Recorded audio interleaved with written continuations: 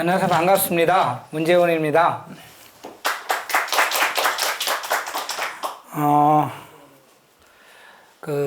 김소연 동지로부터 노동조합에 대해서 한번 더 쉽게 강의 좀 해보자 라는 제안을 받았을 때 사실 좀 고민이 됐습니다. 어느 수위에서 어떻게 저는 이 노동 상담하는 사람이기 때문에 막 노동조합을 만든 사람들이거나 만들려고 하는 사람들을 대상으로는 많이 교육을 했는데 뭔가 이론적이고 논쟁적이고 이런 측면에 대해서는 이게 세련되지도 못했고 그래서 어떻게 해야 되나 이런 걱정을 했었는데 항상 이 강의할 때 그 마지막 결론은 하고 싶은 대로 하겠다 뭐 이런 거 아니겠습니까? 더더욱 저 같은 경우는 사실 교재도 못 따라가요. 하다 보면 막 다른 데로 새기도 하고 막 이런 조건들이 많아서 걱정이 됩니다. 차라리 얼굴 보고 이렇게 얘기를 하면은 그때 잡을 텐데 이 줌이라고 하는 신세대 또는 새로운 세계의 문물 때문에 또 여러 가지 걱정도 되는데 열심히 해보겠습니다. 첫 번째 페이지를 보면은요. 스타벅스 트럭시 총대가 인터넷에 올렸던 글입니다. 그 중에 이제 이 기억에 남는 게 요즘 일반 사람들이 노동조합을 어떻게 생각하는가 이런 걸 보여줄 수 있는 것 같아서 한번 체크해 봤습니다. 보면은, 노조가 아니다. 트럭시를 당신들의 이익 추구를 위해 이용하지 마십시오. 변질시키지 마십시오. 이렇게 얘기를 하고 있습니다. 어느덧 노동조합 하면은 이익 추구. 자기 이익을 추구하는 조직? 이렇게 지금 개념화되어 있다. 이렇게 알 수 있는 이런 언급이라고 생각합니다. 맞습니다. 노동조합은 이익을 추구하는 조직입니다. 그렇죠? 근데 이제 우리가 노동조합을 맨 처음에 배울 때, 노동자를 배울 때, 반드시 짚고 넘어가야 될 개념이 있습니다. 이 노동조합, 부르주아의 차이. 사장들은 욕심을 부리면은 그거는 다수의 이익에 반하는 탐욕이 됩니다.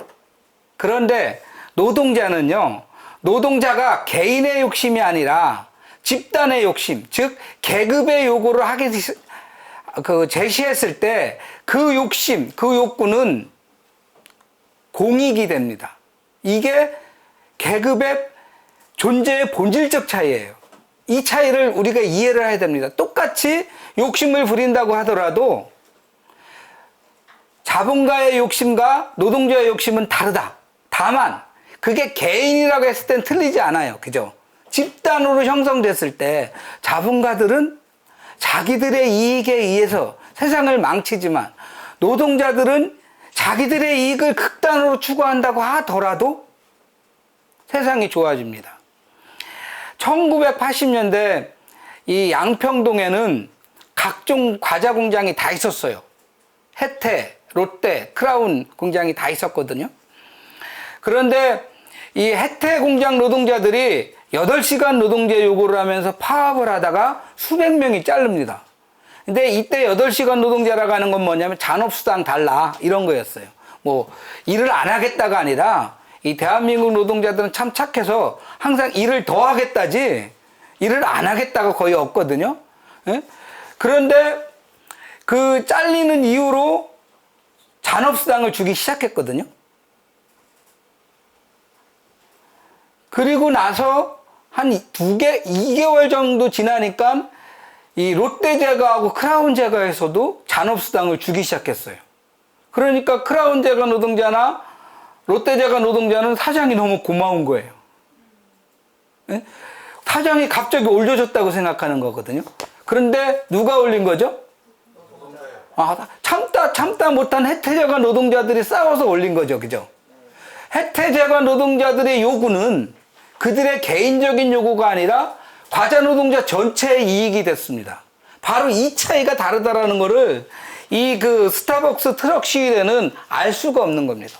넘겨주세요. 그 다음에 요즘 뜨는 게 이제 MZ세대 노동자들의 노동조합이잖아요. 그죠? 예? 개념은 뭐 잘 모르겠는데 그들에 의한 그 노동조합이 만들어지는데 중요한 게 있어요.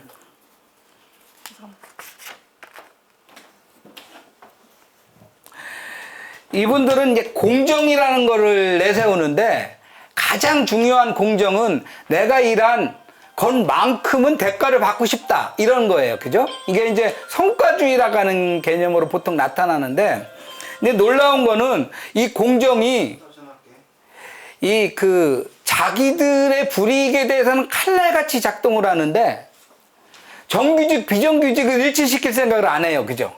예? 바로 그런 측면에서 이 반편짜리 공정인데 그걸 아주 자신 있게 얘기하면서 심지어는 노동조합을 만드는데, 이렇게 만드는 노동조합은 한국노총이든 민주노총이든 상급 조직이 없다시피 합니다. 그러니까 다른 말로 하면은 그 기업별 노동조합, 사업자 노동조합이에요. 사실 여러분 기업별 노동조합, 사업자 노동조합은 그 자체로 오용이에요. 서구에서는 다 그렇게 생각해요. 그래서 이제 연대노조, 산별노조 뭐 이런 부분들이 필요한 거거든요. 원래 노동조합이 조합이잖아요. 그죠? 조가 합해진 거예요. 나만 합해면 노동조합이 안 이루어지고 우리 회사만 합해지면 노동조합이 안 이루어지는 거거든요. 그런데 이 MZ의 새로운 노조관은 기업별 노조 중심으로 상급 없이 나는 내가 당연히 받아야 될 권리는 반드시 쟁취하겠다. 이런 부분이 있어요. 아주 뭐 나쁘다고 할 수 없지만은 아주 핵심적인 차이가 있는데 뭐냐면은요. 언론을 보면은 MZ 세대가 만든 노동조합을 좋아하는 사람들이 조선일보야. 사용자들이야. 정부예요. 이상하지 않아요? 우리가 민주노조라는 걸 만들었을 때 벌벌 떨었어요. 어떻게 하든지 노동조합을 깨겠다. 이렇게 난리를 쳤는데 MZ세대 노동조합을 만들어줬더니 언론이 좋아하고 정권이 좋아하고 돈이 좋아요. 이거 뭔가 이상하다 이거죠. 그죠? 응? 이런 부분에서 사실 이제 우리 같이 저는 이 80년대 후반부터 노동운동을 했고요. 93년부터 상담을 이제 시작을 했거든요. 꽤 됐죠. 그죠? 근데 우리한테 노동조합이라고 하는 것은 우리가 새롭게 꿈꾸는 행복한 세상이었어요. 그런 관계였고, 그런 사회였고, 그런 나라였거든요. 근데 그래서 이제 열사들도 많았어요. 민주노조를 사수하겠다고 자기 목숨 바친 사람도 굉장히 많았는데, 요즘 노동조합이라고 하는 것이 내 이익만 지키는 방패 같은 거예요. 이게 이제 근본적인 차이가 되는 이런 요소가 되고 있는 조건이죠. 생각해 보시면은 이런 겁니다. 보통 이제 노동조합을 했을 때 첫 번째 동기는 대부분이 뭐냐면 억울하고 분한 거예요. 그죠? 억울하고 분한 거예요. 이렇게는 못 참겠다. 제가 노동 상담하는 사람이라고 했지 않습니까? 억울하고 분한 사람 중에 저희 상담소까지 오는 사람은 10명 중에 1명도 안 돼요. 9명은 그냥 참고 넘어가요. 그죠? 예? 그래서 이제 상담을 해서 진우이, 중노이 이렇게 싸우는 사람은 또 그 10명 중에 한 사람도 안 돼요. 대법까지 가는 경우, 이런 경우들이 있잖아요. 그죠? 이거는 1000명 중에 한 사람도 아닌 거예요. 그래서 저는 내 권익을 지키겠다고 상담 오시는 분, 진우이, 중노이까지 버티시는 분, 행정심판, 고법, 대법까지 가시는 분들은 진짜 우리가 존중하고 존경할 만한 사람들이라고 생각해요. 그분들이 바로 뭐냐면 바다의 소금 같은 존재예요. 바닷물이 안 썩는 건 3% 소금 때문이라고 하잖아요. 그죠? 97% 물 때문에 안 썩는 게 아니에요. 응? 특별하게 용기를 내신, 나는 분하고 억울한 걸 더 이상 참을 수가 없다. 이렇게 생각하신 분들이 처음 시작한 거죠. 근데 이렇게 돼갖고는 그 문제만 해결되면은 끝이에요. 그죠? 노동조합으로 안 가거든요. 그래서 보통 옛날에는 상담 오면은 바로 노동조합 만드시라. 그런데 노동조합 만들기 전에 공부 먼저 합시다 그랬어요. 에? 노동자가 뭔지, 노동조합이 뭔지, 노동조합을 만들어서 뭘 할 건지, 응? 그런 부분을 보수 언론이나 사장들은 의식화라고 해서 엄청 싫어했어요. 그죠? 저놈들은 우리가 얘기한 모든 것을 뭐로 생각하냐면 가스라이팅이라고 생각해요. 예? 실제로 조정한다고 생각하거든요. 이 노동자들이 뭔 주장을 하면은 우리 노동자들은 안 믿어요. 우리의 지적인 능력, 용기, 판단할 수 있는 힘 이런 거 절대 안 믿어요. 그러니까 항상 뭐 먼저 시작하냐면 네 배후에 누가 있어? 누가 우리 순진한 노동자를 꼬셔갖고 이렇게 못된 노동조합을 만들려고 하는 거야? 이렇게 들어가 버리거든요. 이거야말로 사실은 가장 비열한 노동자 민중에 대한 모독인데 우리 그런 생각 잘 못 하잖아요. 그죠? 어떻든 처음에 시작했던 게 뭐냐면 의식화라는 거예요. 그리고 그것이 조직화되면은 노동조합이 형성이 되거든요. 근데 왜 의식화가 중요하냐? 두 가지를 느껴야 되거든요. 첫 번째는 뭐냐면은 억울한 사람이 나만이 아니구나 이걸 느껴야 돼요. 에? 나만 억울하다 그러면 거기서 끝나는 거잖아요. 그죠? 억울한 사람이 나만은 아니다. 여기서 이제 관계, 연대, 단결을 느껴지는 거거든요. 그죠? 그 다음에 뭘 할 건데, 여기까지 의식을 밀고 나가야 되는 거거든요. 에? 사실, 이 노동조합이라고 하는 거는, 크게 보면은요, 이 방패 기능이 있고 창의 기능이 있는 거예요. 대부분 방패로 시작하거든요. 나 좀 지켜달라, 이런 거거든요. 근데 이제 조직이 되면은, 뭐가 형성이 되냐면, 나의 이해득실을 넘어갔고, 우리의 이해득실이 만들어지거든요. 응? 여럿이 함께 고민하고 요구하고 집중할 수 있는 어떤 부분. 이 집단이라는 겁니다, 이런 게. 이런 게 형성되면 뭐가 만들어지는 거냐면, 개인의 이해득실을 넘은 대의가 만들어지는 거예요. 대의를 통해서 뭐가 형성되냐면은 창이 만들어지는 거예요. 그래서 노동조합을 만드는 순간, 우리는 이미 나를 바꿔본 용기가 있는 사람이에요. 그 다음에 노동조합을 만들었다는 건 뭐냐면은 나의 일터를 바꾼 거예요. 우리가 내내 세상을 통해서 받아왔던 건 뭡니까? 우리나라는요, 최고의 지혜로움이, 최고의 사랑이 비겁함이에요. 용기 내면 너만 다친다. 못난 돈이 정 받는다. 너만 망치는 게 아니라 집안도 조진다, 이 나쁜 놈아. 별 얘기를 다 해갖고 용기 내면은 3대가 망한다. 이렇게 얘기를 해요. 그죠? 그래서 노동조합 만든다라는 거는 일생일대의 용기였고, 노동조합에 가입한다라는 거는 우리 일생이때 우리를 가스라이팅 한 것에 대한 전격적인 반발이었고, 용기였던 거고, 대단한 겁니다. 그래서 나도 바꿨고, 일터도 바꿨는데, 여기서 멈추는 순간, 여러분들 굉장히 노동조합과 관련된 재밌는 게 하나 있습니다. 모든 민주주의는 공장 문 앞에서 멈춘다라는 말이 있어요. 모든 민주주의는 기업 문 앞에서 멈춰요. 기업 안에는 민주주의가 없습니다. 아시죠? 네? 우리가 대통령이나 국회의원 우리 손으로 뽑는데 차장, 과장 우리 손으로 뽑아요? 다수결이 관통됩니까? 우리가 사장 결정할 수 있어요? 민주공화국이라는 대한민국에서 왜 기업 안만 시혜법권입니까? 근데 우리는 그걸 인정해요.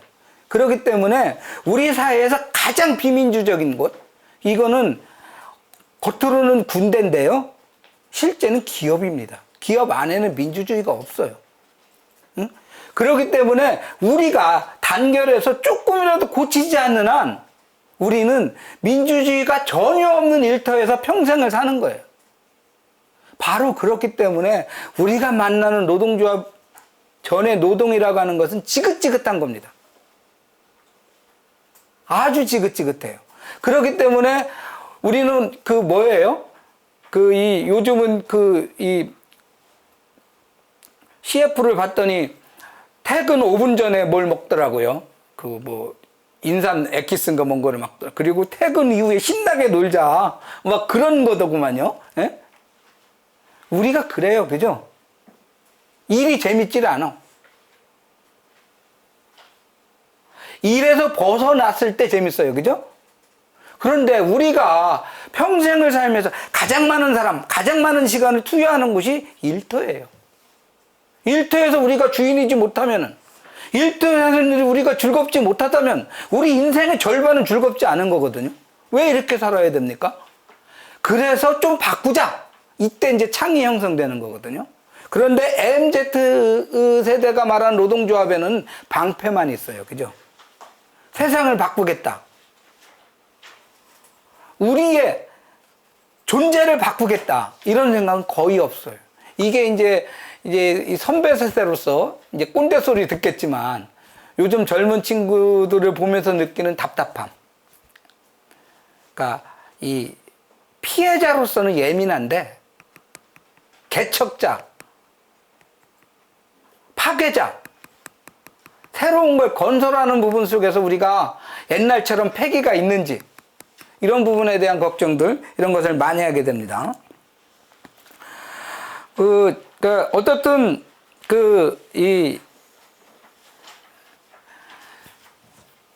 우리를 지배하는 부분이 이제 80년대 뭐 386이면 욕하는데요. 386 세대 젊은 시절의 특징이, 가장 큰 특징이 뭐였느냐면은 전두환 노태우를 우습게 여겼다는 거예요.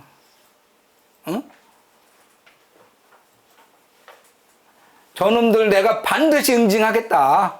저놈들이 지배하는 세상은 우린 도저히 한치도 인정할 수가 없다. 응? 세상을 내가 단호하게 부딪혀서라도 조금이라도 바꿔보겠다는 패기가 펄펄 넘쳤죠. 근데 요즘은 가장부장이 무섭잖아요. 그죠? 예? 그러니 어찌 뭐 더 높은 사람들한테 말이라도 하겠어요? 예? 그러니까 우리를 규정하는 게 옛날에는 바꾸자였다면 지금은 아주 수동적인 공포나 불안한 심리, 이것만 해도 지키겠다는 심리, 이게 너무 자욱하게 우리를 장악하고 있는 것이죠. 그렇기 때문에 사실 요즘 노동조합 만들기가 더 힘든 거예요. 옛날에는 단순했거든요. 억울하냐? 싸우자. 분하냐? 싸우자. 이게 먹혔어요. 근데 지금은 이게 안 먹히는 거잖아요. 그죠? 이 기로에 우리의 경험과 새로운 희망에 대한 그 지향, 이게 이제 충돌하고 있고 아직 우리가 개척하지 못하고 있는 이런 요소죠. 우리가 노동조합을 할 때 항상 민주노조라고 말을 해왔어요. 왜 노동조합이면 그냥 원래 뭐가 이렇게 모자가 씌워지면 좋은 게 아니에요. 민주주의도 그냥 민주주의만 되는데 한국적 민주주의 하면 뭐예요? 유신 독재였잖아요. 그죠? 뭔가 모자가 씌워지면은 본령이 좀 깨지는 거예요. 자유민주주의 흔히 얘기하잖아요. 그죠? 그 자유민주주의 얘기 들으면 여러분들은 꼭 뭐 하나 더 질문을 해야 돼요. 자유의 주체가 누구냐? 돈이냐, 사람이냐? 사장이냐, 노동자냐? 그 자유는 도대체 누구의 자유냐? 그래서 캡 하나, 성이 하나 붙으면은 사실은 골치 아픈데 우리가 구태여 노동조합을 민주라고 하는 모자를 씌워서 부르는 이유가 있어요. 그건 뭐냐면은요, 우리한테 노동조합은 역사가 갈갈이 찢어는 왜곡된 노동조합으로 존재했기 때문이에요. 대한노총이 맨 처음에 노조를 만들 때 강령 규약이 있잖아요. 거기에 보면은 혈안불석이란 말이 나와요. 혈안불석. 혈, 피, 한, 땀, 불석, 아끼지 않겠다. 얼마나 좋은 말이에요. 피와 땀을 아끼지 않고, 그래서 우리 노동자를 위해서 투쟁하겠다는 건가 했더니 노사 상생을 위해 노력하겠다, 이제 이렇게 되어 있었어요. 한국노총 병신 대한노총은. 예? 그런 게 뭐냐면은 노사 상생을 깨는, 노사 협조주의를 깨는 놈들은 피와 땀을 쥐어짜서라도 가만히 두지 않겠다. 이렇게 출발한 노동조합. 이게 우리한테 놓여진 노동조합이었어요.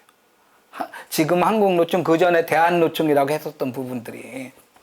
그렇기 때문에 지금 현재 존재하는 노동조합을 제끼지 않고서는, 벗겨내지 않고서는 제대로 된 노동조합의 본령을 우리가 느낄 수 없었죠.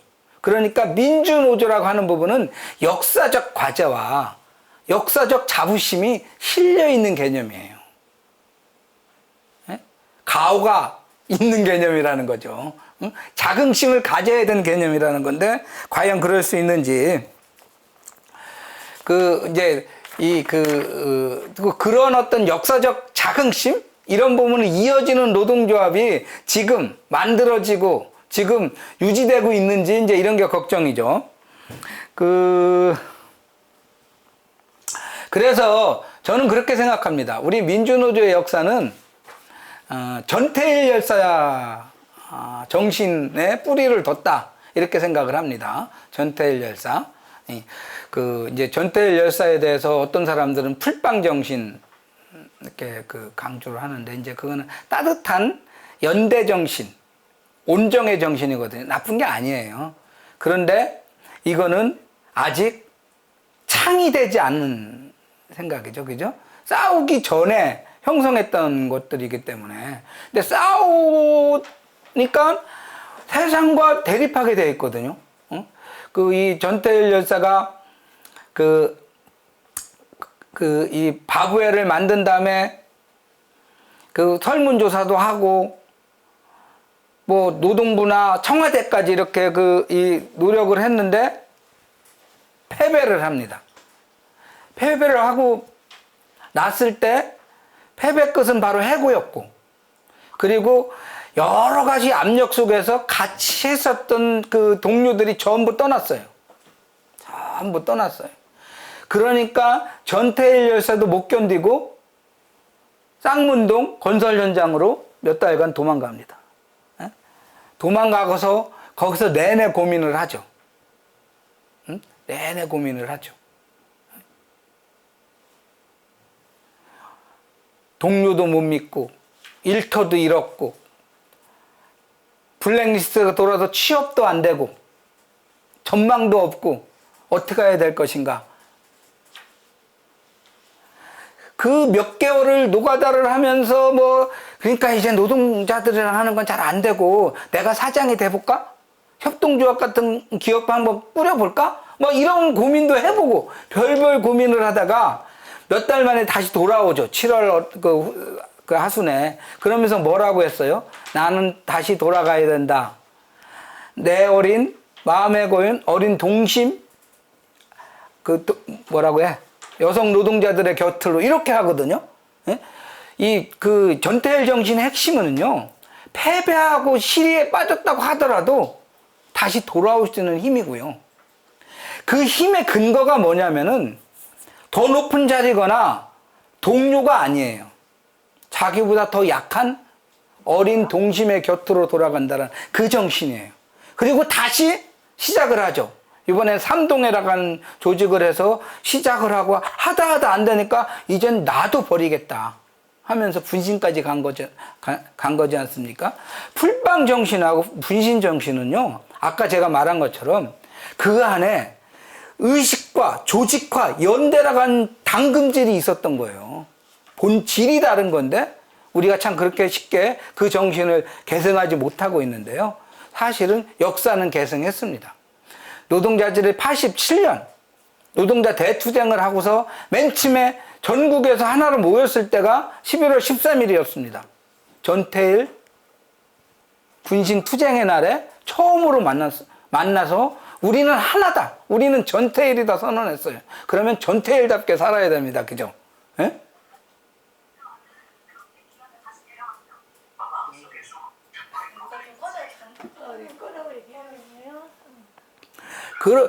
그런데 그래서 만들어진 게 전노협이었고, 예? 전노협은 분명하게 얘기를 했습니다. 뭐라고요? 평등 세상을 만들자. 새로운 세상을 꿈꿨어요. 그죠? 예? 여기 기독교 이 신자들 있나요? 예수님 정신 중에 초기 기독교 정신이 최고로 예수님 정신에 가깝다 그러잖아요. 그죠? 예? 우리 노동조합도 우리 노동조합을 만든 정신은 어디에 근거할까 했을 때 전태일 정신, 그 다음에 87 노동자 대투쟁, 그 다음에 전노협으로 이어지는 이 부분에서 만들어진 우리의 공통적인 자긍심, 자부심 이런 게 대한민국 나만의 노동조합들을 만드는 기본 정신이에요. 물론 민주노조죠. 그죠? 민주노조 정신의 역사적 맥락은 이렇게 형성된 거거든요. 그 87년대 그 노동자 투쟁을 할 때요. 맨 처음에 한 거는 노동조합을 설립한 다음에 설립신고 낸 거 아니에요. 뭐부터 했을까요? 사장 먼저 가뒀어요. 너 여기서 임금 인상과 노동조합 인정하지 않으면 절대 집에 못 가. 법보다 우리의 단결, 우리의 요구, 우리의 관철이 우선이었어요. 그 다음에 법이 따라왔죠. 근데 요즘은 법이 아니면 안 되죠. 그죠? 그게 시대 차이예요. 어? 시대 차이예요. 그러다 보니까 옛날에는 그 법조인들이 사실은 이 참고인 또는 그 참모였는데 요즘은 여러분들 투쟁할 때 맨 처음에 변호사나 노무사한테 물어보지 않아요? 싸움을 할 때? 저는 우리의 부끄러움이라고 생각해요. 어? 우리의 부끄러움이라고 생각해요. 그런데 87년은요, 법을 처음부터 넘어섰어요. 그게 전투성이라고 표현된 겁니다. 전투성. 그 다음에 전국이 한꺼번에 일어났어요. 그죠? 어? 전국의 연대성이죠. 그죠? 어? 그 다음에 아까도 말했지만은 세상을 바꾸자고 했어요. 변혁성이죠. 이게 87년의 정신이었습니다. 그걸 응집했던 게 전무협은 평등 세상으로 이렇게 얘기를 했던 거거든요. 그때는 지금보다도 훨씬 이 이념적인 이 편협함들, 국가보안법이라는 게 엄청 대단해서요. 뭐 사회, 뭐 이런 것만 나와도 이제 구속되는 그런 시점이었기 때문에 그때 표현할 수 있는 최대치의 우리의 꿈이 아마 평등 세상이었을 거다 이렇게 생각을 합니다. 그런데 우리가 여기서 가져야 될 건 뭐냐면은 새로운 세상을 꿈꿨다라는 거예요. 나의 이해, 나의 이익 정도를 쫓아내지지 않았다라는 거예요. 우리가 이렇게 배우고 단결해서 노동조합을 만들었다고 한다면은 나를 바꾸고 일터를 바꾸고 세상을 바꾸자! 라고 하는 부분 속에서 충분히 다시 내가 태어났다. 이런 거죠. 그러니까 나를 바꾸는 게 노동조합이었어요, 여러분. 내 이익만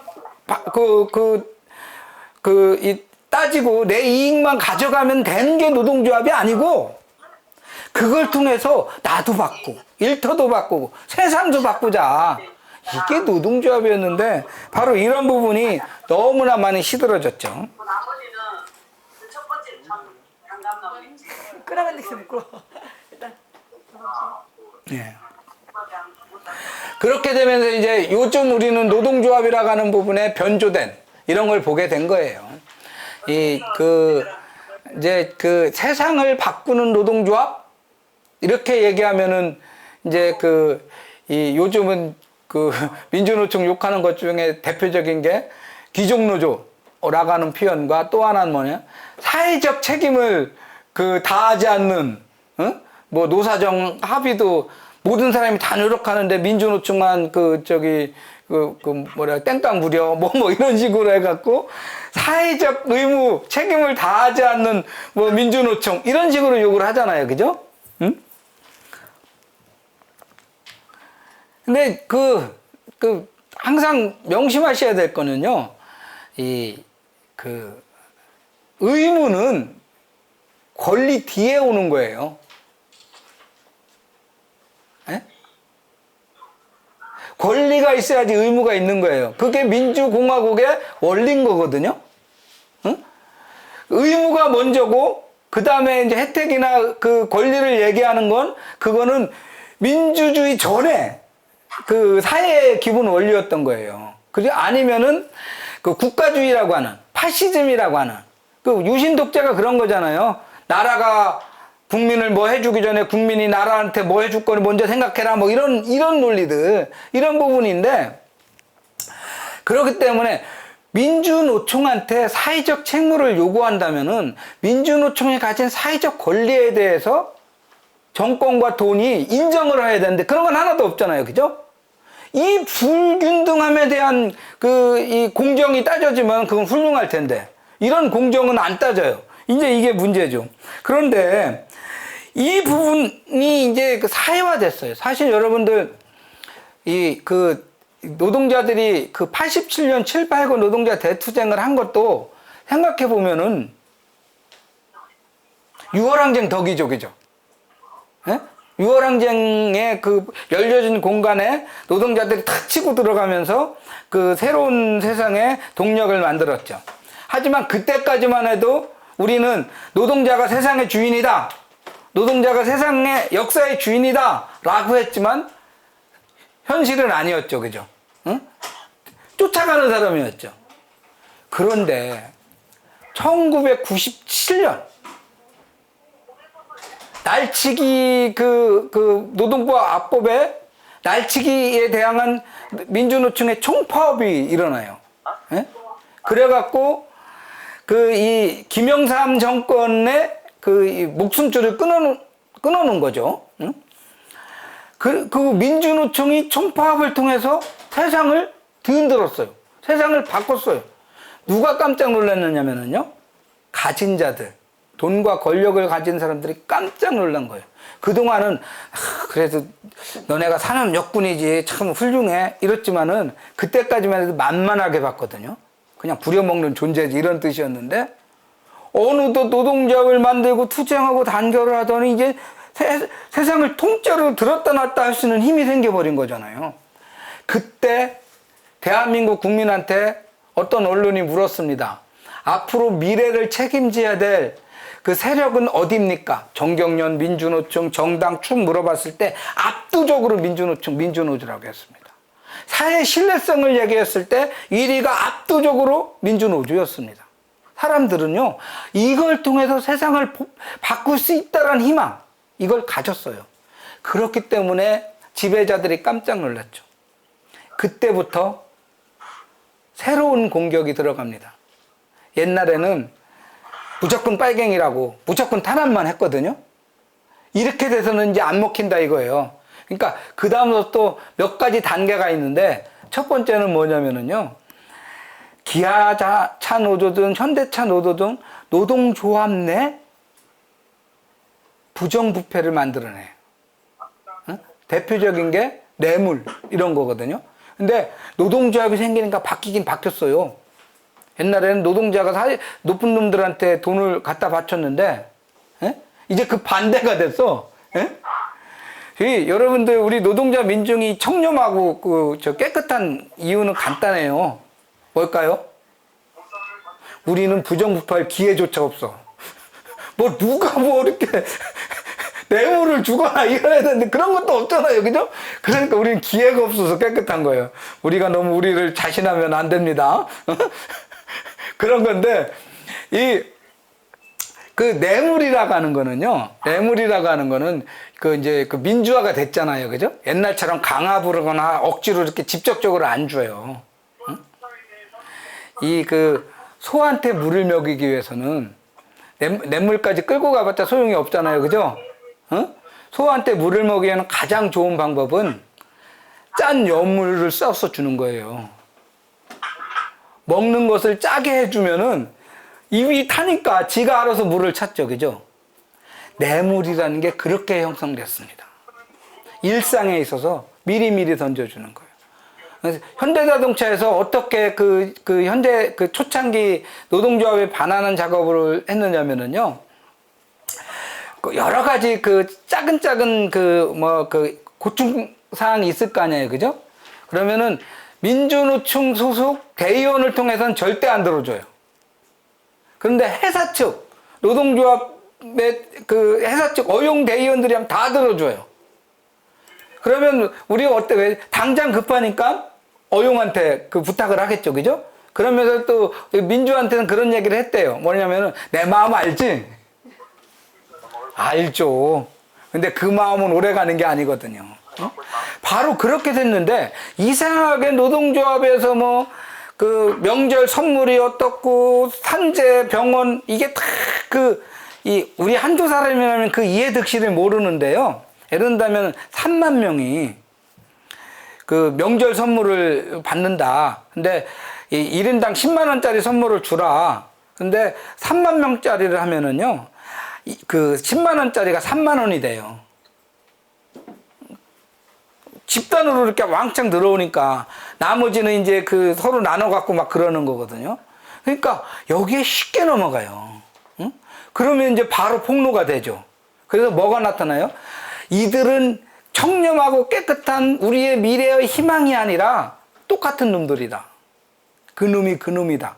이렇게 시작을 했어요. 조금 더 나가니까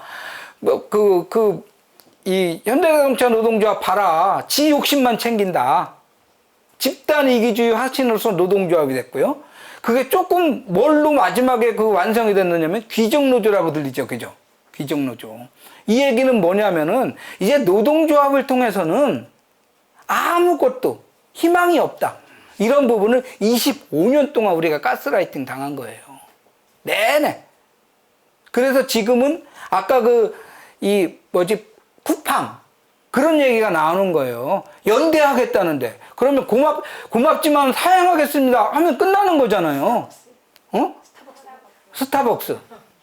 아, 예. 예. 그게 그거겠죠? 아니, 고마워하면서 하면 되는데, 이 나쁜 놈들아, 우리한테 신경 쓰지 마. 이렇게 얘기를 하잖아요. 이 전제. 이게 25년 동안 돈과 권력, 1번이든 2번이든 보수 정당들이 새로운 미래를 어떻게든지 막겠다. 왜? 자기들 기득권을 뽀개는 거니까. 이런 부분 속에서 지속적으로 해온 이데올로기 작업이었던 겁니다. 그래서요, 우리가 민주노총이 어떻고 민주노조가 어떻고 하는 어떤 생각에 대해서 혹시 부정적으로 생각하거나 또는 이 거부감이 생긴다 그러면은 그놈들이 충분하지 못했다라는 것도 있는데 거반은 내가 돈과 권력한테 가스라이팅 당했구나 생각해도 크게 다르지 않아요.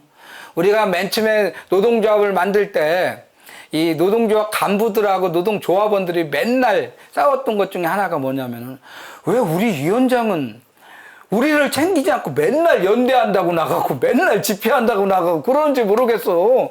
우리나 챙겨. 보통 그러거든요. 응? 그러니까 그럴 수도 있는 거예요. 그러니까 이제 그 노동조합 간부들이 여럿이 있어서 역할 분담을 잘 해야 되는데 그게 잘 안 되는 거거든요. 그런 데서 이제 이 구로공단에서 그런 게 답답하다고 이제 이 조합원 교육을 요청하는 경우들이 굉장히 많았어요. 그러면 이제 거기 가서 제가 했었던 얘기는 나만 챙긴다고 해갖고 노동조합 못 만들었다. 우리 회사만 챙긴다고 해갖고는 절대 오래 갈 수도 없다. 우리도 모르는 사이에 이기주의자가 되고 욕심을 먼저 챙기는 양아치가 된다. 응? 왜 이렇게 됐는가 하면은 우리가 원래 그렇게 나쁜 마음을 가져서가 아니다. 응? 우리한테 들어온 노동조합은요, 전두환이 만든 거예요. 전두환이 80년 광주로 피로 물들인 다음에 그 노동법을 개혁하는데 두 가지의 대못을 박아요. 첫 번째가 뭐냐면은 복수노조 금지라는 걸 만들어요. 복수노조 금지. 응? 이 한 번 노동조합이 생긴 데는 다른 노동조를 만들 수가 없다. 이렇게 얘기를 한 거예요. 그리고서는 어용노조를 팍팍 박죠. 어용노조를 팍팍 박죠. 어느 정도였느냐면은 어떤 이 지역노조, 일반노조를 표방한 한국노총 소속의 어떤 노동조합은 회사마저 돌아다니면서 그랬어요. 우리한테 15만 원에서 20만 원 매월 조합비 명목으로 주면은 여기에 노동조합이 있는 거로, 응? 꾸며놓겠다. 그러면 노조를 못 만드는 거잖아요. 응? 노조 장사까지 했었어요. 응? 진짜 얼마나 기가 막힌 전두환 저깁니까? 응? 그러니까 그런 이 조건에서 우리끼리 절대 단결하지 말고 그것도 전투적으로 민주적으로 단결하지 마라. 꿈도 꾸지 말아라 하는 게 첫 번째가 복수노조 금지였고, 두 번째 사회적으로 연대도 하지 마라 라고 또 하나를 박은 게 뭐냐면은 제3자 개입 금지라는 게 있었어요. 지금 제가 이렇게 교육을 하는 걸 80년대 후반이나까지 이렇게 했으면 이거 저는 구속당하는 겁니다. 제3자 개입 금지에 위반되기 때문에. 응? 그래서 뭐냐면은 나만 생각하라 이렇게 다시 이 옥죄해 놓는 거거든요. 그래서 이런 얘기를 합니다. 우리 노조 대표나 간부님들이 연대투쟁 나가고 이 단결투쟁 나가는데 불만이 많다. 이렇게 생각하면은 꼭 그렇게 생각하십시오. 아직도 내 마음과 내 머릿속에는 전두환이 살고 있구나. 전두환이 만든 법과 체제와 이 틀이 나를 지배하고 있구나. 그런 생각 꼭 하시라고 이렇게 이제 주장을 하게 되는데, 어떻든 노동조합이라는 개념이 사회적으로 긍정적이지 않는 부분으로 된 거는 아주 집요하고 치밀하고 거대한 자본과 돈의 압박 속에서 진행됐다는 것, 첫 번째로 기억을 하셔야 됩니다. 그 다음에 이제 두 번째로 우리가 우리를 자신하지 못했어요. 그러니까 이제 대부분의 노동조합 상급, 상층이나 이런 데서는 세상이 많이 바뀌었으니까 우리도 바뀌어야 된다. 이렇게 생각했어요. 그러니까 뭘 공격했느냐면은 전투적이고 변혁적인 노동조합, 너네 그건 너무 정치적이고, 너무 먼 거라서 현실에서는 해결이 안 되니까, 그런 얘기 하지 말고 당장 눈앞에 우리 권리라도 제대로 찾자. 이렇게 됐어요. 근데 이게 그전에는 노동조합이 어용노조냐 민주노조냐로 갈라졌거든요. 그런데 이제 97년 이후 아니면 94년 이후 김영삼이가 신경영 전략, 신자유주의 전에 신경영 전략이라고 했거든요. 이런 것을 이후 이제 나타난 형태가 뭐냐면은 노동조합이 그놈이 그놈이고 알고 보면 더 나쁜 놈들이고 이런 것뿐만 아니라 뭐냐면은 일단 내 거라도 챙기자. 응? 그래야지 사는 것 아니냐? 여기에 가장 결정적으로 변수가 된 게 IMF예요. IMF가 탁 터지면서 이건 진짜 쓰나미가 밀려온 거죠. 그죠? 응? 그래서 많은 사람들이 대기업 정규직 노동자들의 노동조합이 이기적이고 귀족적이다라고 하는데, 이런 표현 자체가요, 아까도 말했지만 자본과 권력한테 가스라이팅 당한 거예요. 이런 표현 자체를 쓰지 않아야 되는데, 왜 그렇게 나 먼저 사는 노동조합이 됐는가? 왜냐면은요, 정리해고 당했기 때문이에요. 정리해고를 안 당하기 위해서. 응? 정리해고를 당한 사람들 보면서 처음에는 미안해했어요. 정규직들이. 미안하네. 나만 살아서. 근데 좀 지나면은 안 잘리기 위해서 경쟁을 해야 되잖아요. 그죠? 그러다 보면은 옆에 있는 동료가 연민의 대상이 아니라 왼수야. 이겨야 되거든요. 응? 그리고 저놈을 쫓아내야지 내가 산다. 그래서 IMF 이후 우리 현장에서 만들어진 거는 비정규직은 영혼 없는 좀비 노동을 하고 있었고요. 정규직들은 어땠어요? 나만 살겠다라는 악귀 노동을 하고 있었어요. 이게 형성이 되면서 현장에서도 아니야, 우리 함께 살아야 돼. 같이 살자. 라고 하는 민주노조 정신은 없어지고 실리니 현실이니 뭐니 해갖고 나라도 먼저 살자. 라고 하는 부분들이 병균처럼 번져버렸죠. 그래서 현장에서 뭐가 사라졌느냐면요, 민주노조라고 하는 개념이 사라졌어요. 옛날에 어용이었던 거 서슴없이 손잡는, 이제는 이제 어용이도 민주노조 가리지 않고 조합원 내 뜻이 전체의 뜻이라고 이제 우기기 시작했죠. 우리의 역사, 우리의 자긍이 우리도 모르게 우리가 잘라냈다는 생각을 못했어요. 그러니까 노동조합이 이상해지기 시작한 겁니다. 세상을 바꿀 생각은 안 하고 적응하자. 조금 지나면 어떻게 돼요? 이제 정치권으로 날아가는 아주 유명하고 훌륭한 사람들 생기죠. 그죠? 이런 사람들한테 이 세상을 바꾸자라고 하는 부분은 내기를 가로막는 나쁜 놈들은 얘기가 돼버리거든요. 이렇게 되면서 상급 단위 자체에서도 역사의 자긍심을 아주 쉽게 버리는, 이렇게 됐거든요. 그리고서 이제 우리가 만난 게 뭡니까? 아마 이제 우리 기lum전자 노동조합이 비정규직 노동조합을, 기lum전자 노동, 정규직, 비정규직 합쳐서 노동조합을 만들었어요. 근데 맨 처음에 만난 장애물이, 맨 처음에는 아니겠군요. 궁극적으로 만난 장애물이 뭐냐면은요, 상급 노동조합이 갖는 형식적 절차. 여기에 지금 투쟁이 갇혀버리는 거예요. 사실 아시다시피 투쟁하는 사람들은 마음이 급해요. 눈앞에 보이는 거거든요. 근데 이게 이제 저 본쪽까지 갔다 오면 한 달 걸려요. 그죠?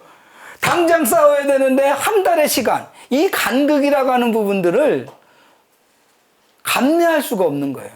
그런데 이제 그게 민주주의고, 그게 절차고, 그게 형식이니 어떻게 되겠어요? 손발은 굉장히 둔해지고, 머리는 자꾸 절차, 형식, 전문가. 제가 어디 가서나 얘기를 하는데, 초기 노동조합은요, 각 부서가, 부서원이 다 있었어요. 교육부 하면 교육부원들이 있었고, 선전부 하면 선전부원들이 있었어요. 그리고 이들이 그 밑으로부터 공부해갖고 얼마든지 그 새로운 간부진이 형성되고 그랬었거든요. 근데 지금은 엄청 큰 노동조합도 부원들이 없어요. 선전부장만 있지 부원들이 없어요. 언제부터인가 우리는 우리를 재생산하는 새로운 간부를 만들어내고 새로운 노동조합을 젊은 층에서 이렇게 만들어내는 이런 부분이 너무 무능해졌는데, 그래서 옛날에는요, 그 선전부장이나 시소설 이런 거 노동자들이 나도 쓸 수 있어 그랬거든요. 근데 요즘은 전문가들만 써요. 그죠? 응?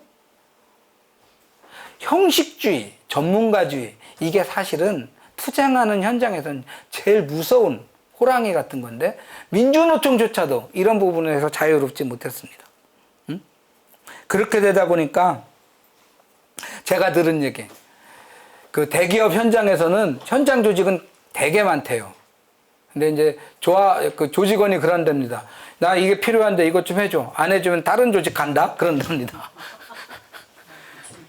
이걸 어떻게 해야 될까요? 응? 직무 성과급제니 뭐 이런 얘기를 하면서, 응? 동일노동 동일임금 같은 경우는 죽어도 눈에 안 띄잖아요. 그죠? 응? 뭐 이렇게 조금이라도 선 하나 거놓고 너네는 다르기 때문에 차별해도 된다, 이런 것만 난리를 치고 있잖아요. 응? 이런 거죠. 그래서 사실은요, 상급단위한테 저는 꼭 이런 얘기를 합니다. 제발 투쟁을 심화 확대시킬 생각을 하지 관리 중지하지 마라. 응? 두 번째, 제발 형식 절차 뒤로 숨지 마라. 응? 그런데 쉽지 않죠. 그죠? 아직도 한 번도 이런 부분이 그 기민하게 움직이는 사례를 본 적이 없습니다. 응? 그래서 이제 제가 상담하자 노동자들 만나면은 민주노조라는 거는 이제 소속의 문제가 아닌 게 됐어요. 민주노총 소속이라고 해서 민주노조 아닙니다.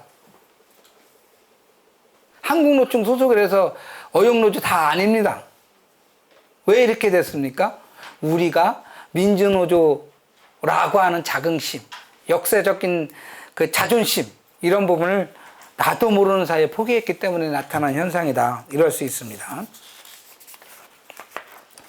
그래서 이제 2021년 새롭게 우리가 그럼 민주노조가 뭐냐, 우리가 생각한 노동조합이 뭐냐, 이런 부분을 한번 생각해보는 그런 시간을 갖도록 하겠습니다.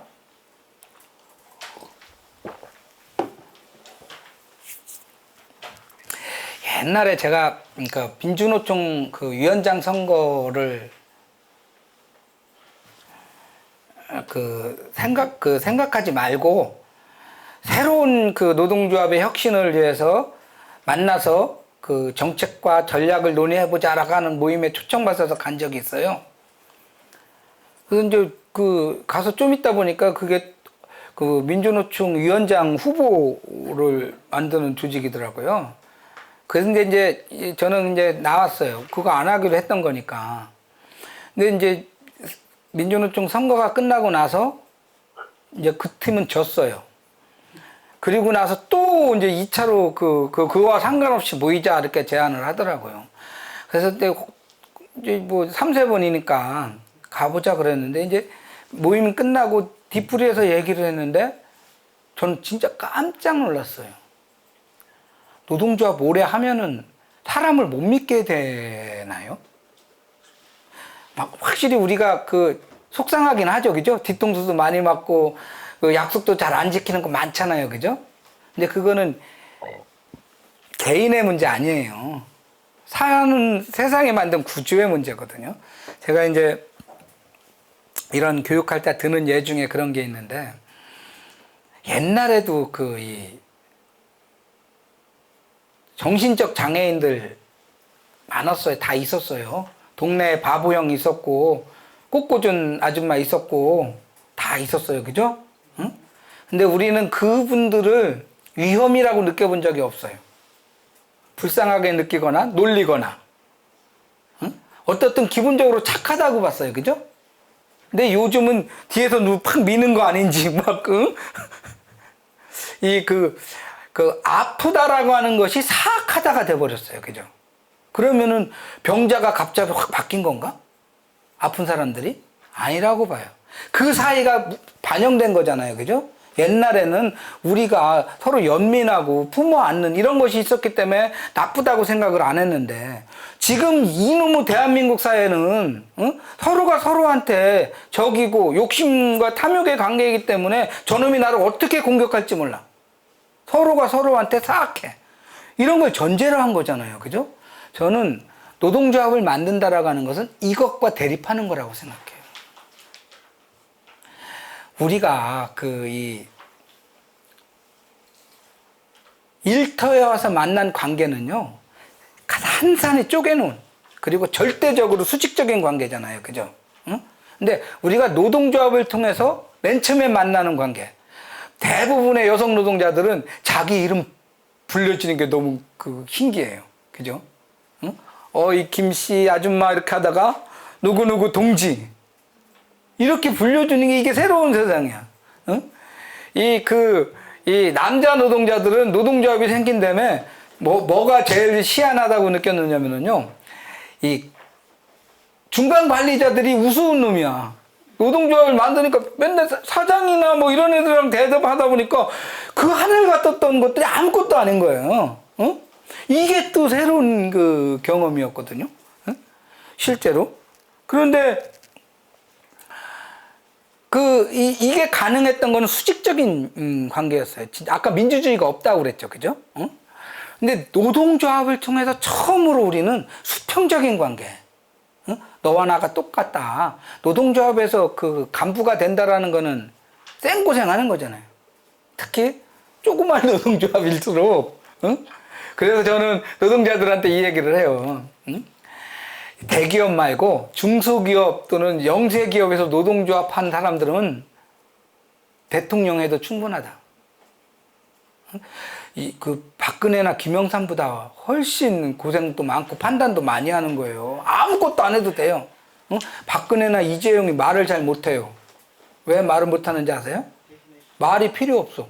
눈짓만 이렇게 알아서 다 해. 진짜 편해. 예?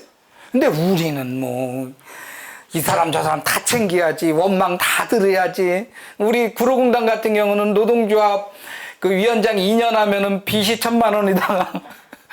그거 실제로 자기 돈 써서 했던 이런 부분들이었거든요. 예? 그렇게 쎄빠지게 고생을 하면서 만들어왔던 노동조합이 이제 추구하는 건 뭐냐면, 아까도 말했지만 우리는 서로 동등하다. 이 수평적인 관계란 말이에요. 이런 경우가 어디 있어요. 그래서 노동조합을 통해서 우리는 처음으로 우리 사회에서 서로가 왼수가 아닌 관계, 서로가 믿고 친선할 수 있는 관계를 만나는 거예요. 그 전에 우리가 만나긴 했죠. 가족. 그죠? 애인. 우리는 언뜻 착각하고 있는 게 세상은 전부 시장 논리나 자본주의적으로 사는 것 같죠. 그죠? 자본주의적으로 사는 거 별로 없어요. 당장만 했더라도 행정도요, 돈대로 안 되잖아요. 그죠? 우리 팬데믹 막 생겼을 때 마스크 하나에도 질서가 오그러지면 난리가 났어요. 그죠? 그래서 마스크가 사회주의를 만드는구나. 제가 그런 적도 있었는데. 응? 왜냐면은 이렇게 특권, 반칙 이런 것을 용납하지 않았잖아요. 그죠? 진짜 어렵고 힘들 때는 그렇게 돼 있어요. 사람마다 다른 생각을 하더라도 여기 버스 타고 오는데 버스가 갑자기 출렁했어요. 그랬더니 전부 다들 깜짝 놀래갖고 하나가 되더라고요. 어떻게 된 거야? 하고 자기만의 생각을 끄고 이 출렁거리는 거에 대해서 집중하더라고요. 그죠? 이것. 그러니까 제가 얘기하고자 하는 건 뭐냐면은 우리는 단결할 수 있고, 우리는 새로운 세상을 만들 수 있고, 우리는 서로 간에 친선할 수 있다. 이 긍정적이고 낙관적인 생각을 꼭 견제해야 된다는 거예요. 이게 저는 노동조합 정신이라고 생각해요. 근데 우리는 팍팍해지죠. 그죠? 응? 못 믿게 되고 막 그렇게 되죠. 그죠? 그래서 이런 거는 저절로 이루어지지 않아요. 여러분, 노동조합이 만들어졌다면은요, 이런 교육 분기마다 한 번씩 조합원이랑 같이 꼭 받으세요. 응? 그래야지 그나마 녹슬었던 거 이렇게 뺏겨내는 과정이 되는 거거든요. 그래서 교육이 사라진 노동조합, 이게 치명적이에요. 응? 뭐 가끔 유명한 사람 만나서 가면은 그게 다 끝난 줄 알아요. 천만의 말씀. 그래서 저는 좀 우리가 기독교 성경을 좀 배웠으면 좋겠어요. 성경은 2500년 동안 읽고 있잖아요. 안 낡았대. 근데 우리는 껐떡하면 노동조합 하면 이제 낡은 거고 어떻고 뭐가 어떻고. 저는 개인적으로 개구라라고 생각해요. 아무것도 낡지 않아요. 우리가 우리를 깨칠 수 있는데, 우리가 우리를 믿을 수 있는데 절대 그렇지 않다는 생각 첫 번째고. 두 번째가, 그래서 저는 민주노조는 노동해방적 노동조합이다라고 생각합니다. 노동해방이니까 무섭죠, 그죠? 응? 안 무서워요? 일반 사람들은 뭔가 뻘건 구호 갖고 막 그러거든요. 근데 이제 노동해방이라고 하는 부분은요, 뭐 그런 사회적인, 정치적인 주장이기도 하지만은 실제는 뭐냐면은 지금 노동이 구속되어 있다라는 거예요.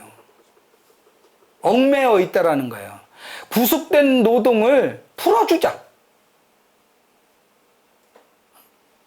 그러면 지금 노동은 어떻게 구속되어 있을까요? 원래 노동은요, 이 생각하고, 그 다음에 만들고, 그 다음에 향유하고, 이 세 과정이 다 노동이에요. 이 세 과정이 다 자기 것이 되면은, 그거는, 노동은 내가 축제를 하기 위해서 즐겁게 하는 모든 행위가 되는 거예요. 우리 이제 이 밀림 다큐멘터리나 이런 거 보면은 그렇잖아요. 그죠? 뭐 살금살금 가서 조그마한 닭 하나 잡아갖고 오면 온 동네가 그냥 밤새 불 피워놓고 신나게 놀고 그러잖아요. 그죠? 어? 그런데 자본주의에서 노동은요, 생각이 없어요. 회사가 하죠. 그죠? 예? 회사가 해요, 생각은. 그 다음에 만들기는 우리가 만들어. 그 다음에 만든 게 어딜 갔냐고 없어져 버렸어요. 그죠? 예? 그래서 제일 웃긴 게 그런 거예요. 자동차 만든 자기가 만들어 놓고 자동차 살려면은 쇠 빠지게 고생해야 돼. 어떻게 뭐 이런 경우가 다 있냐고. 집 짓는 노동자들이 집이 없어.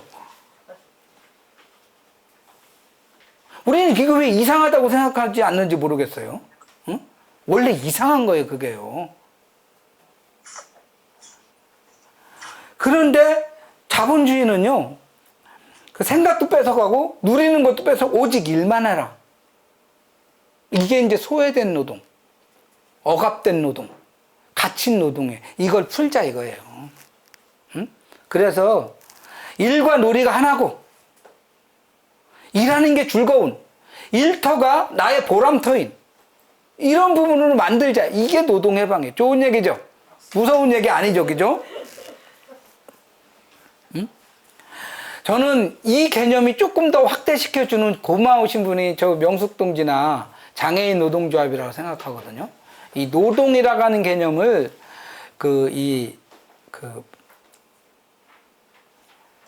경제의 어떤 효율성, 필요성에 의한 빨리빨리 행위가 아니라 생명에 존재하는, 특히 인류가 생존하는 어떤 한 형태, 존중의 형태, 이런 부분으로 이렇게 그 개념을 확장하고 있는, 그게 원래 노동이에요. 우리가 노동 해방을 할 때 노동인 거예요. 즐거움이라고 하는 이런 부분인데, 그러니까 무슨 얘기냐면은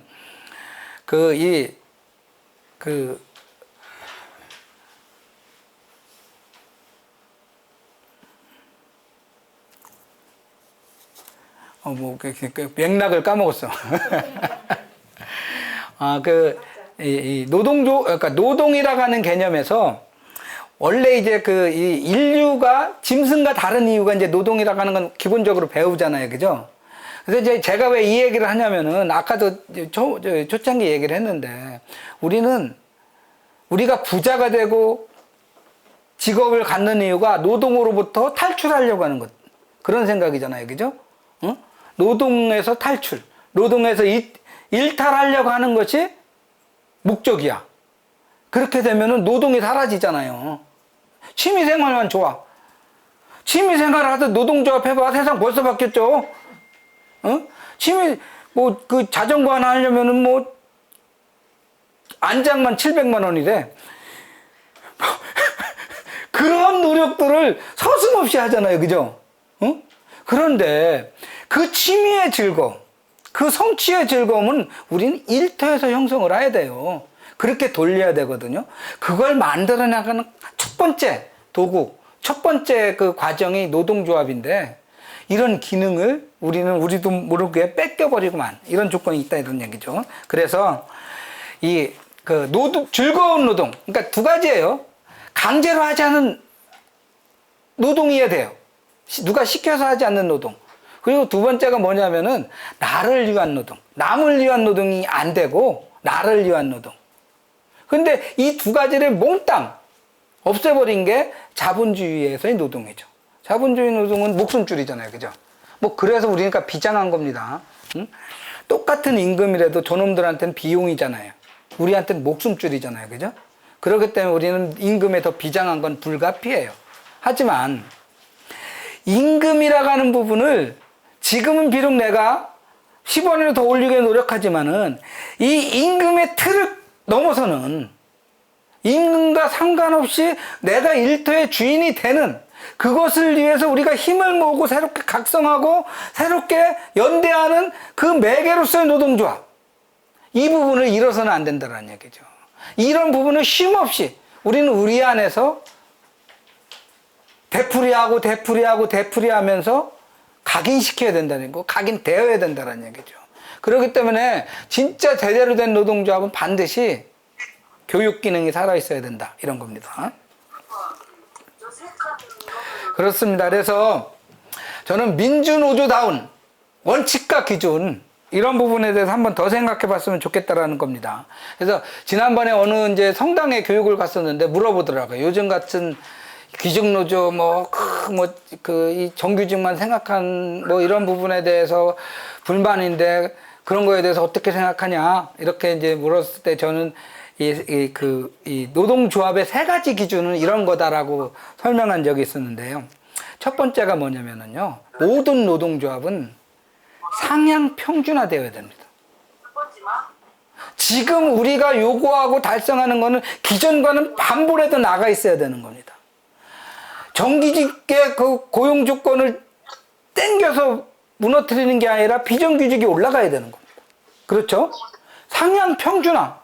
이걸 잃어서는 안 됩니다. 그런데 지금 우리를 지배하는 건, 특히 비정규직 노동자들을 지배하는 건 정규직에 대한 원망과 미움이잖아요. 그죠? 그거는요, 첫 번째 기준, 상향 평준화를 포기한 거예요. 우리가 당하고 있는 겁니다. 첫 번째, 항상 잊지 말아야 될 게 상향 평준화. 두 번째가 하후 상박. 아래를 두텁고 따뜻하게, 위에를 더 각박하게. 그래서 똑같이 임금을 올리더라도 아래가 조금 더 오르고 위가 좀 덜 오르긴 올려야 돼요. 응? 요즘 정규직 그 임금을 깎거나 안 올려서 나누자 그러는 건데, 그거는요, 우린 태극기 흔드는 노인네들이 박근혜 걱정한 거랑 똑같은 거예요. 그지가 왜 공주를 걱정해요? 이런 기본 틀에 대해서 우리가 흐트러져 있어요. 그게 문제죠. 하우 상박 잃어버리면 안 됩니다. 세 번째가 같은 조건은 같은 존중, 동일 노동, 동일 임금의 원칙. 이 세 가지는 우리가 요구하고 우리가 달성하고 우리가 결정하는데 놓쳐서는 안 되는 기본이다. 이런 것을 꼭 명심했으면 좋겠습니다. 이게 원칙이고 기준이다. 원칙이고 기준이라는 건 중요해요. 왜냐하면은 내가 흐트러지고 내가 애매해졌을 때 다시 다잡는 이런 부분이기 때문에요. 노동조합 했다면 나는 이런 원칙과 신념이 있어! 라고 얘기할 줄 알아야 된다는 얘기예요. 그러면 그게 뭐겠습니까? 난 욕심쟁이야. 이거 말도 안 되잖아요. 그죠? 나는 멋있어. 그게 멋있는 게 뭐겠어요? 좋은 친구, 좋은 친구, 좋은 애인을 원하세요? 자기한테 잘해주는 사람이지? 그 반대는 아니죠. 그죠? 예? 그러니까 자기에게 잘해주는 건 멋지지 않아요. 내가 남한테. 그래서 이제 옛날에 우리 선배님이 한 분이 지금 돌아가셨는데, 노동조합에서 느끼는 즐거움, 맛, 이거는 우리 일상에서 즐기는 맛과 다르다. 대부분의 우리 일상에서는 워낙 고생을 많기 때문에 받는 맛, 누리는 맛 좋아하잖아요. 그죠? 에? 근데 노동조합 운동이라고 하잖아요. 여러분. 운동하면 좀 무섭죠. 또. 에? 근데 운동이라고 하는 것은 간단해. 멈추지 않겠다. 조금이라도 나아가겠다. 내가 조금 더 보람되게 살겠다라고 결심하면 운동이에요. 어? 난 그냥 나만 챙길 거야. 그 운동이 아닌 거죠. 어? 그 차이예요. 내가 노동자 계급이냐, 나는 그냥 소시민이냐. 그가 바로 거기서 결정되는 이런 요소인 거죠. 어떻든 운동을 한다는 측면은 바로 그런 측면에서 나름의 자긍 또는 나름의 그 기준 이런 부분. 그러니까 나는 양아치는 안 되겠다는 생각 정도. 별거 아니죠, 그죠? 응? 그래서 이제 제가 노동조합 교육 갔을 때 거의 마무리로 하는 얘기는 그런 겁니다. 우리 등산하죠, 그죠? 등산 드라마 보셨어요? 그러면 이제 클라이맥스에 딱 올라가면은 꼭 암벽 등반을 해요, 그죠? 막 열심히 올라가다 두두두두두 떨어져. 나쁜 놈은 밑으로 끊어요, 그죠? 지만 살겠다고. 주인공은 위로 끊어요, 그죠? 자기를 희생시켜서 전체를 살리겠다고. 이게 의리예요. 내가 결심하고 내가 결정할 때 이 줄이 어디서 끊기는지, 나만 살겠다는 건지 함께 살겠다는 건지, 이것만은 반드시 최후의 나의 기준으로, 나의 자존심으로, 내가 양아치가 아닌 것으로 꼭 견지를 해야 된다. 그런 것만 있어도 노동조합은 쉽게 부패하지 않는다. 왜냐하면 욕심을 부려도 공익인 이런 존재이기 때문이에요. 충분히 욕심을 부려도 우리 사회한테는 이득이 되는 이런 게 노동자고 노동조합이라는 거, 이런 거 꼭 했으면 좋겠습니다. 그래서 민주노조를 만드는 거는 사람들은 사생활도 없는 것 같고 이 개인 생활을 바치는 거 막 그러지만, 그 얘기를 안 했구나. 이걸 통해서 진정한 노동조합의 맛, 아까 얘기했었죠. 일구는 맛, 바꾸는 맛, 나누는 맛, 이것을 가질 수가 있다는 거죠. 여러분, 받는 것보다 주는 게 훨씬 행복해요. 제가 맨날 받는 삶만 살아와서 절실하게 느끼는데, 이런 부분에 대한 용기, 이거를 브라질의 룰라라고 하는 노동자 대통령은 구호를 이렇게 정리를 했어요. 행복해지기를 두려워하지 말라. 민주노조를 만든다는 결심, 용기는요, 우리가 함께 행복해지기 위한 용기였어요. 이 용기를 가짐을 두려워하지 맙시다. 이게 이제 제가 전달하고 싶은 얘기였습니다. 일단 마치겠습니다. 그래서 매일매일 노동자들과 만나도 이제 이런 부분들을, 저하고 세대 차이가 또 있다 보니까 최대한 그 세대에 맞추기 위해서 노력을 하나, 사실 그들 뒤에는 진짜 세계의 경일기처럼 제가 느껴지거든요, 이게. 그래서 저는 오늘 이 노동조합 교육에 온 이유가, 이 젊은 세대들에게 내가 전달할 수 있는 게 무엇인지를 제대로 내가 알아야 되겠다. 과거에 우리 선배들의 노동운동과는 다른 무언가가 내 귀에 들어오지 않을까 하는 기대감을 가지고 왔고, 그래서 처음으로 질문을 드리는 건데, 이런 부분에 있어서 교육이 중요하다고 하셨는데, 교육의 기회가 사실 많지 않거든요. 그래서 제가 한 발 한 발 할 수 있는 게 무엇일지. 요즘 현장은 바늘도 안 들어가, 이런 바늘이니까 안 들어가는 겁니다. 침이라고 해야 됩니다. 이게 나를 공격하고 깨려고 하는 바늘이 아니라 나의 그 건강과 그 저기를 지키는, 그러니까 우리가 그 사람을 만났을 때 저는 그게 세대의 문제나 이런 거라고 전혀 생각하지 않아요. 그건 신뢰와 믿음의 문제인데 우리가 이 전제에 너무 약하거든요. 그 이제 아주 낡은 얘기는 하지만 그 자동차가 고장났어도요, 맨 처음에 해야 될 것은 고장난 환부를 바로 들어가는 게 아니잖아요. 나사 먼저 풀어야 되거든요. 그러니까 우리가 이런 일상의 문제, 그러니까 그 사람이 수술을 하기 위해서라도 뭐라고 하는 거지? 마취 먼저 하잖아요. 그죠? 그리고 칼을 대는데 우리는 노동조합이나 이런 부분 대부분이 바로 그냥 수술해버려요. 그러니까 이해도 안 되고 아프기도 하고 이런 부분이 쌓여갖고 내가 늙었구나 아니면 세대가 바뀌었구나 그러는데 저는 세대론이라는 것만큼 돈과 권력에 악용되는 무기가 없다고 보거든요. 궁극적으로요. 우리는 가난하고 약하다는 부분에서 근본적인 차이가 없어요. 근데 이걸 어떻게 실현할 것인가라는 부분 속에서 우리와 다르죠. 그죠? 우리 같은 경우에는 완전 고용 시대에 살았기 때문에 직장 옮기는 게 임금 인상 투쟁이었잖아요. 우리를 잡기 위해서 근속 수당도 주고 금반지도 주고 막 그랬었잖아요. 그죠? 요즘은 어떻게든 쫓아내려고 하잖아요. 그죠? 고실업 시대이기 때문에 이게 어쩔 수 없는 조건이 있으니까 그런 부분 속에서 우리가 저 사람들을 이해할 수 있는 조건 그게 뭘까? 이런 부분에 대한 이해가 저는 풍부해야 된다고 생각하고 또 하나는 뭐냐면은 마구 돌아다니는 시대가 됐잖아요. 그죠? 그러니까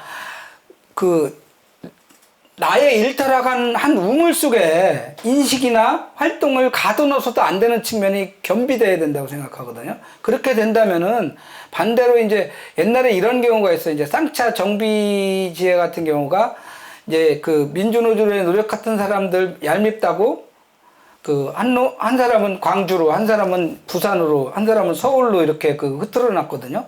그랬더니 이 세 사람이 이게 웬 떡이야?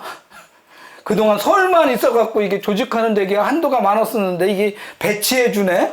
뭐 이렇게 생각을 했었어요. 그러니까 역으로 생각했었던 측면에서 이제 뭐가 생기냐면은 저는 저렇게 불이익을 당해도 더 노력을 하는구나. 믿을 만한 사람들이구나. 이런 부분에 대한 힘, 이런 것들이 우리 현장에서 얼만큼 갖춰지고 있는지. 그리고 나 혼자만의 노력이 아니라 여럿이 함께 노력하는 측면. 그러니까 팀워크. 그러니까 이 현장 사업하는데 항상 문제가 됐던 게 뭐냐면은 꼭 안 되는 사람이랑 싸우고 있더라고요. 근데 우리가 옛날에 모닥불이란 노래 있어요. 이 처음에는 이제 불쏘시개, 종이나 이런 거 먼저 태우는 거잖아요. 그죠? 그 다음에 마른 나무. 나중에 이제 활활 탈 때는 젖은 나무나 뭐 이런 것도 타잖아요. 그죠? 근데 우리 이 순서를 잊어버려요. 그러니까 언제나 꼭 싸우는 사람들만 싸우다가, 우리 일터는 머리에 똥만 가득 찼어. 난 더 이상 희망할, 이렇게 사실 내가 먼저 포기하는 경우들이 굉장히 많아요. 민주노총 소속 노동조합들은 그 포기를요, 상급 단위들은 어떻게 했느냐면 개인이 안 하고 집단이 어떻게 했느냐면은 현장을 포기하고 정당을 만들고 지역 이러면서 현장으로부터 이 희망을 만들고 새로움을 만드는 이런 부분을 사실은 안 했어요. 현장이 포기된 거죠. 그러다 보니까 지금 어때? 다 늙었죠, 그죠? 간부도 이제 다 꼰대야. 그러니까 새롭게 들어온 사람들이랑 소통이 안 되는 거고, 이 새롭게 들어온 사람들이랑 하는 거는 아까 얘기했잖아요. 분합만 했지 의식화가 안 됐잖아요. 그죠? 그러니까 방패가만 돼 있지 아직 창으로 안 됐잖아요. 요 과정. 이런 부분의 첫 번째는 시스템이지만 두 번째는 뭐냐면은 우리가 그분들한테 먼저 줘야 될 신뢰, 그런 힘, 이런 거라고 저는 생각해요. 그래서 한 사람당 3년의 시간, 정성을 쏟는다. 옛날에 그랬어요. 한 사람당 3년. 정 안 되면은 전화를 반드시 세 번 이상 건다. 이게 이제 우리 구로공단의 이 만민중앙교회가 하는 방법이에요. 만민중앙교회가 엄청 많은 사람이 많잖아요. 근데 그 상담도 많이 와요. 그래서 이제 이렇게 듣다 보면은 그분들은 그 15인의 1조로 그 조를 짠대요. 그리고서는 한 사람이 예배 안 나오면은 14통을 받아야 돼. 우리나라 사람들은 진짜 착해요. 3통만 전화해 보세요. 미안해서도 나와. 그런데 한 통하고 안 돼 끊잖아요. 그죠? 그래서 하는 얘기가 3, 4번. 3번만 한 번, 2번 포기하지 말고 한 번만 더. 3번만 연락하고 3번만 챙기고 뭐 이런 부분 있잖아요. 그래서 여러분 또 하나 믿어야 될 게 뭐냐면은 나의 노크가 저들이 안 들었다고 생각하지 마요. 듣고 있어요. 이건 또 옛날 얘기인데 이제 85년도인가 우리 아버님이 소 키우다가 꼴딱 망했어. 그래서 이제 이렇게 내려가서 이게 전두환이 사촌동생 정경환이라는 놈이 이 새마을운동 중앙본부에서 호주에서 그 병든 소 5만 마리인가 2만 마리 들어오는 바람에 폭삭 망한 거야. 그러니까 그 농부들도 정신 좀 차려야 된다니까요. 그랬더니 어디서 빨갱이 같은 소리만 다 확 흥질을 내갖고 싸웠어요. 그리고 다음날 이제 나오는데 우리 아버지가 저한테 들은 얘기를 동네 사람들한테 막 얘기하고 있더라고. 나한테 거부했다고 하더라도 거부당한 게 아니에요. 반드시 마음속에 머릿속에 씨앗이 남겨져 있거든요. 그렇기 때문에 내 말 안 듣는다고 해서 쉽게 좌절하거나 포기하지 마세요. 괜찮아요. 내가 정성을 다했으면 반드시 남아요. 이런 어떤 신뢰, 인내 이런 부분이 현장 사업의 핵심이죠. 이제 기륭전자 같은 게 우리 구로공단에서 노동조합 만들 때는 보통 그때가 지금보다 더 팍팍했거든요. 그래서 첫 번째 하는 게 뭐냐면은 함께 만나는 문화 만들기예요. 그래서 틈만 자면 자거든요. 피곤하니까. 어? 그러니까 맨 처음에 해나가는 게 이제 뭐 커피 타 간다거나 차 끓여 간다거나. 그러면 우리나라 사람들 착하잖아요. 내가 한 2, 3주 하면은 그 다음부터 다른 사람이 하나씩 끓여와. 계속 내가 얻어먹는 거 미안하니까. 그러다 보면 조금 지나다 보면은 이제 쉬는 시간에는 자는 시간이 아니라 함께 커피라도 나누는 시간이 됐잖아요. 이게 1차입니다. 두 번째는 삼형제 운동이에요. 오른팔 왼팔이 있어야 돼. 혼자 하면 너무 외로워. 응? 그런 부분에 어떤 더 깊어진 개별적인 신뢰감 이런 부분을 형성하는 거고, 그 다음에 세 번째가 뭐냐면 이제 불만이 바깥으로 터져 나올 때, 이럴 때 이제 이제 노동조합을 만들어도 꺼내도 되겠구나 이런 생각을 했었던 이런 거거든요. 그러니까 그 사전 예열 기간 있잖아요. 이런 부분에서 내가 얼만큼 진심을 다했는가 이런 부분들이 항상 고민이 돼야 될 것 같아요.